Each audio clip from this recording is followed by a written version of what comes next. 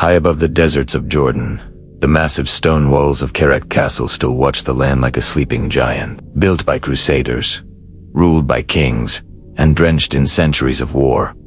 Its corridors hold a darkness that never left. Locals say that when night settles over the ruins, a spirit begins to walk, a restless figure, known only as the Phantom of Karak. His story begins during the Crusades, when Karak was a fortress of brutality, ruled by a lord feared for his cruelty. Prisoners were starved, tortured, and left to die in the underground dungeons. One man, an advisor betrayed by the lord, was thrown into the deepest cell, chained to the walls, forgotten as battles raged above. 4 days he screamed for mercy. 4 weeks he begged for water. No one came. But just as death crept in, witnesses claimed they heard something echo through the fortress, a final vow, whispered with the last breath he ever took. "I will walk these halls long after you are dust."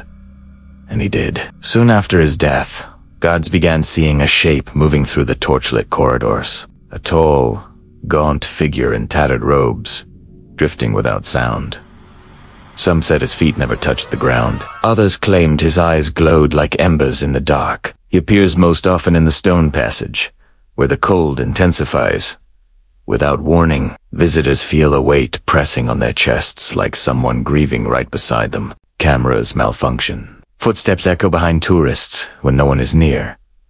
And sometimes, a low whisper fills the air, speaking in a language no one alive remembers. One traveler exploring the ruins at dusk reported seeing a shadowy figure watching him from the battlements. As he approached, the figure stepped backward, then walked straight off the edge of the wall, vanishing before it hit the stones below. Another encounter came from a night guard who heard chains dragging across the dungeon floor. When he shined his light, he saw a shape crouched in the corner, its spine twisted, its head bowed. When it slowly lifted its face, the guard ran without ever looking back.